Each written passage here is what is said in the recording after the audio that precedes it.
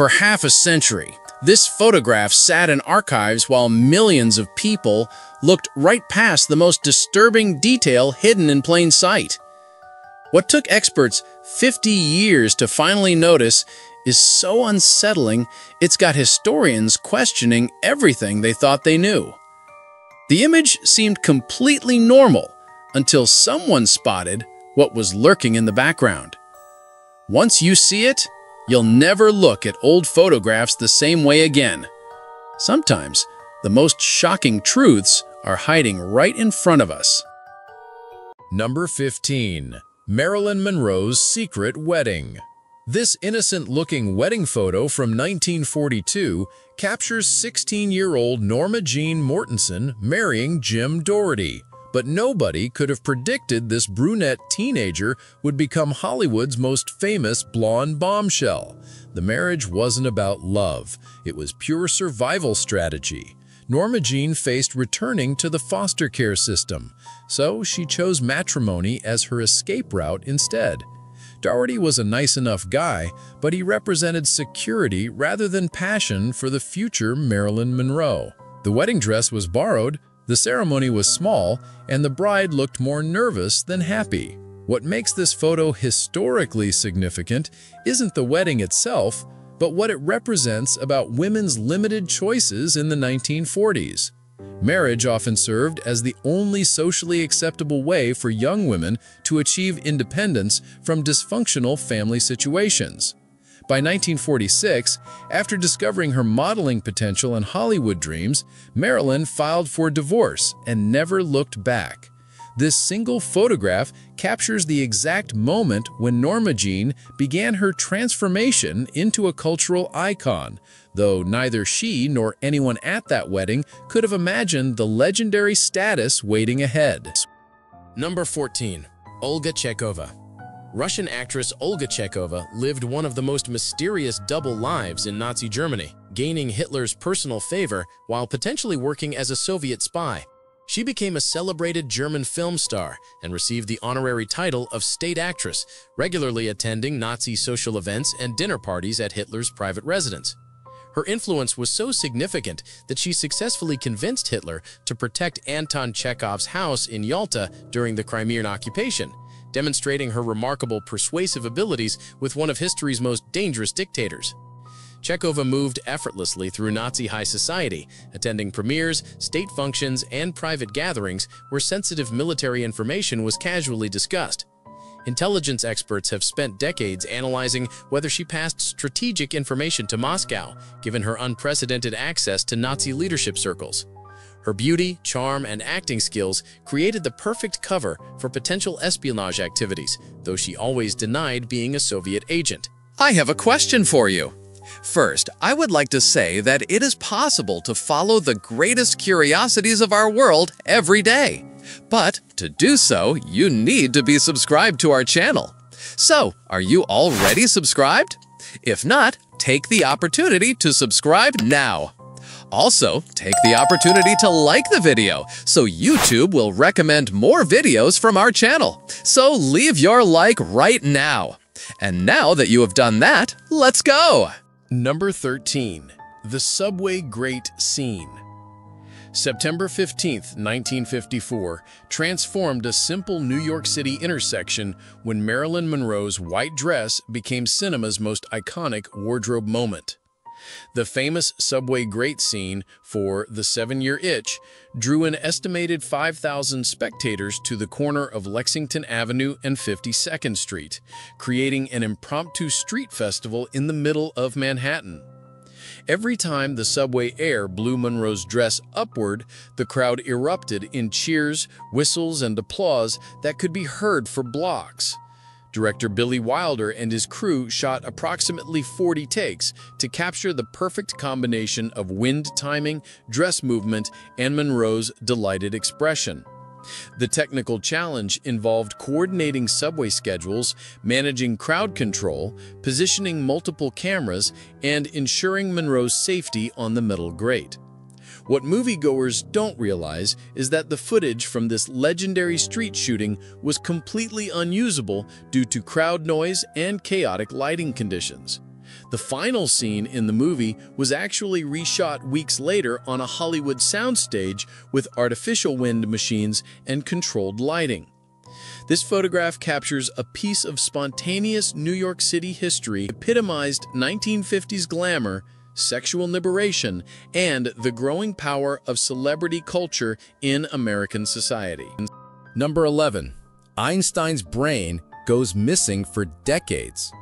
When Albert Einstein died in 1955, pathologist Thomas Harvey basically stole the guy's brain without permission and disappeared with it for over 20 years.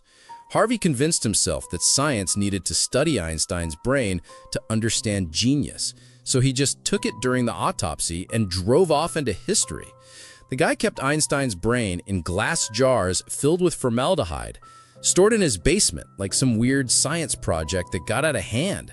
For decades, nobody knew where the hell Einstein's brain was. Harvey had moved around the country, taking odd jobs while carrying around the most famous brain in history in cardboard boxes. When reporters finally tracked him down in the 1980s, they found this elderly man living in a tiny apartment with Einstein's brain sitting on his kitchen counter next to the cereal boxes. Harvey had been cutting off pieces and mailing them to researchers around the world, treating Einstein's brain like biological trading cards. The whole situation was completely nuts because Harvey wasn't even a brain specialist. He was just a regular pathologist who got starstruck and made terrible decisions. Modern studies of Einstein's tissue have revealed some interesting differences in neural structure, but nothing that explains genius in any meaningful way. Number 10. President Johnson's amphibious car pranks at the ranch. Lyndon Johnson's presidential pranks involved a German-made amphicar that could seamlessly transition from road vehicle to lake boat, creating heart-stopping moments for unsuspecting guests at his Texas ranch. The 36th president loved psychological warfare disguised as hospitality, often inviting political rivals, foreign diplomats, and business leaders for relaxing countryside drives that turned into aquatic adventures. Johnson would accelerate his amphicar toward the lake while dramatically shouting about brake failure, watching his passengers' faces transform from confusion to pure terror as the vehicle plunged into the water. The moment the car hit the lake surface, hidden marine propellers would engage, and the vehicle would continue cruising smoothly across the water like a boat. These elaborate pranks served multiple purposes. They broke down formal political barriers, created memorable bonding experiences, and demonstrated Johnson's unpredictable personality that kept everyone slightly off balance. Foreign ambassadors who expected dignified diplomatic meetings instead found themselves part of Johnson's theatrical productions involving amphibious vehicles, cattle herding, and impromptu barbecues. Number 9. The Titanic's last wireless messages. Jack Phillips was probably the hardest working guy on the Titanic during its final hours, desperately sending SOS messages while the ship slowly tilted toward its grave in the North Atlantic. What most people don't know is that Phillips kept transmitting right up until the wireless room flooded, staying at his post while passengers and crew fled the lifeboats. The guy was basically texting for help in 1912 Morse code style, tapping out CQD and SOS messages that reached ships hundreds of miles away. His final transmission was received by the steamship Virginian at 12:35 a.m., just 25 minutes before Titanic completely disappeared beneath the waves. Phillips' wireless equipment was cutting-edge technology for 1912, basically the iPhone of maritime communication systems that could reach other ships across vast ocean distances. The tragic part is that several ships received his distress calls, but couldn't reach Titanic in time due to distance and ice field navigation problems. The SS Californian was close enough to help, but had shut down its wireless for the night, meaning they missed all the SOS calls completely. Phillips died in the freezing water after helping launch lifeboats, but his wireless messages provided exact coordinates that helped rescue ships find survivors floating in lifeboats. Number 8. The teenager who landed a plane on Red Square. May 28, 1987 became the day when 18-year-old Matthias Rust proved that sometimes the most impenetrable military systems have embarrassingly simple weaknesses. Flying a single-engine Cessna from Hamburg, this German teenager managed to penetrate Soviet airspace, avoid detection by advanced radar systems, and execute a perfect landing right next to the Kremlin. His original plan involved landing directly in front of the Kremlin walls, but the lack of sufficient runway space forced him to improvise and touch down on the big Moskvoretsky Bridge instead. The small aircraft then rolled to a stop near St. Basil's Cathedral, where curious Muscovites gathered around this unexpected aviation visitor like he was performing a street magic trick. Soviet air defense protocols had multiple radar tracking systems, fighter jet patrols, and surface-to-air missiles designed to prevent exactly this type of incursion, yet somehow a teenager in a tiny plane slipped through undetected. Rust's audacious flight exposed massive security gaps in the Soviet military system and led to significant personnel changes in the defense ministry. His stunt became a symbol of changing East-West relations during the final years of the Cold War, demonstrating that individual initiative could sometimes accomplish what diplomatic negotiations couldn't. Number 7. The Alcatraz escape that almost worked.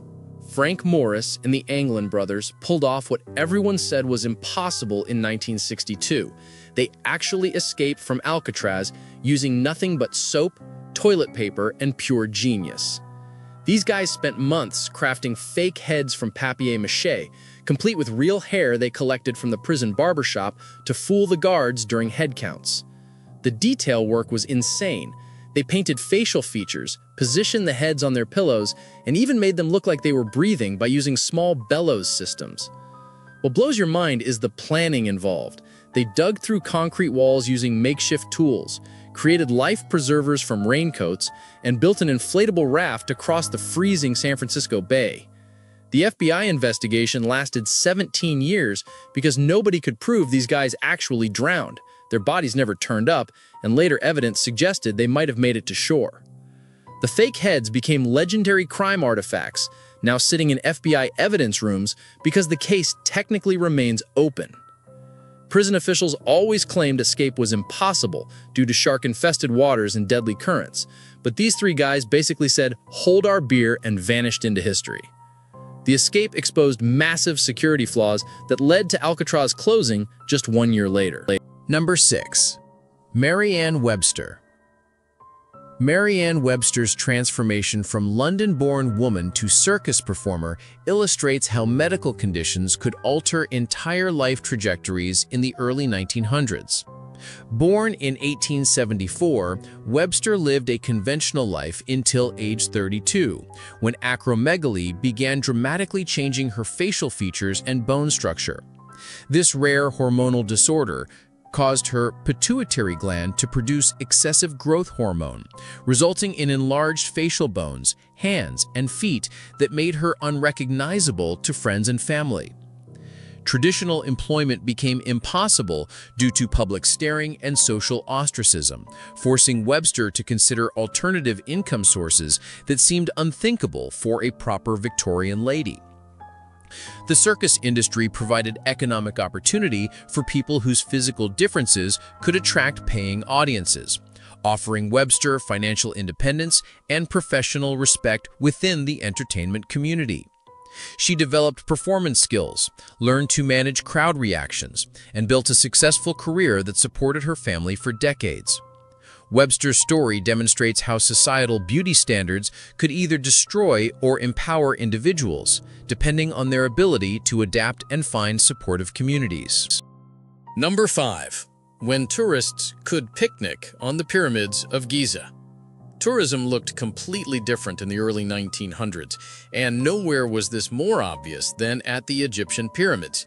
These massive ancient structures served as literal climbing gyms for adventurous visitors who thought nothing of scrambling up 4,500-year-old monuments for Instagram-worthy photos, except Instagram wouldn't exist for another century. Families packed lunch baskets and made day trips to the pyramids, treating them like giant stone picnic tables rather than sacred archaeological treasures. Tour guides actually encouraged pyramid climbing as the ultimate Egyptian experience, providing ropes and basic safety tips for reaching the summit. The photograph shows tourists casually sitting on limestone blocks that had been precisely cut and positioned by ancient Egyptian engineers using techniques we still don't fully understand. These casual picnickers were literally eating sandwiches on some of humanity's greatest architectural achievements. The Egyptian government finally banned pyramid climbing in the 1980s after realizing that millions of tourist feet were causing serious structural damage to monuments that had survived millennia of natural wear. Number 4. The day Niagara Falls turned off. American engineers literally turned off Niagara Falls in 1969, creating one of the weirdest tourist attractions in history when they dammed the American side and left just a tiny trickle of water flowing over the rocks. The project happened because geologists worried that massive rock piles at the base of the falls were undermining the cliff face and could cause catastrophic collapse. For 6 months, tourists could walk right up to the edge of the dry falls and see the rocky bottom that had been hidden under millions of gallons of rushing water for thousands of years. What they found was completely gross. The exposed riverbed was covered in coins, jewelry, and even 2 bodies that had been trapped in the rocks for decades. The engineering project required building a temporary dam using 27,800 tons of rock and earth, essentially creating a massive plug that redirected all the water to the Canadian side of Niagara Falls. During the dry period, engineers drilled into the cliff face, removed loose rocks, and installed bolts and cables to stabilize the geological structure for future generations. The whole thing looked apocalyptic because Niagara Falls without water is just a giant rocky cliff that looks like the world ended. Tourists still came to see the dewatered falls, proving that people will pay money to see almost anything if you market it right. Number 3. Stefan Bibrowski. Stefan Bibrowski's life story reads like something out of a tragic fairy tale, but his incredible intellect made him legendary in circus history. Born in Poland in 1891, Stefan suffered from hypertrichosis, a rare condition that covered his entire body in thick hair reaching 8 inches long. When his parents abandoned him at age 4, the circus became his unlikely home and eventual stage for stardom. Performing as the Lion Man, Stefan traveled across Europe and America, captivating audiences who came expecting a freak show but discovered a brilliant polyglot instead. He mastered German, English, French, Polish, and Russian, often engaging in philosophical discussions with educated spectators after shows. His performances weren't just about shocking people with his appearance. Stefan incorporated storytelling, poetry recitation, and intellectual discourse into his acts. The circus provided him financial independence and respect that conventional society had denied him. After retiring at 38 with substantial savings, he moved to New York's intellectual circles before spending his final years in Berlin, where he died in 1932. His story challenges everything we think we know about physical differences and intellectual capability. Number 2. Walt Disney's secret underground city. Walt Disney built an entire underground city beneath Disney World that most visitors never see, creating a hidden world of tunnels, offices, and storage facilities that keep the magic running smoothly above ground. These utilidors form a massive network underneath the Magic Kingdom, allowing staff to move around without breaking character or disrupting the family-friendly atmosphere. Cast members can travel from Tomorrowland to Frontierland without guests seeing a spacesuit walking through the Old West, which would totally ruin the illusion Disney spent millions creating.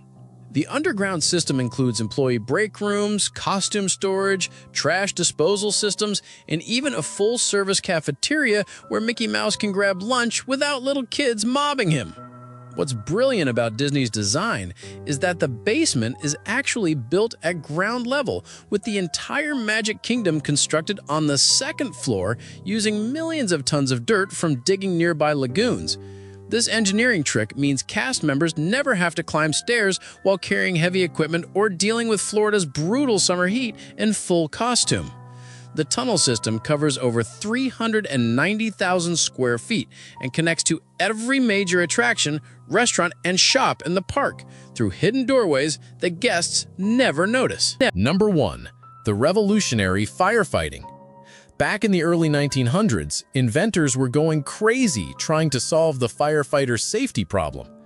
This weird contraption you see here is Koenig's firefighting suit, a bulky metal helmet connected to 2 corrugated hoses that made firefighters look like deep-sea divers from outer space.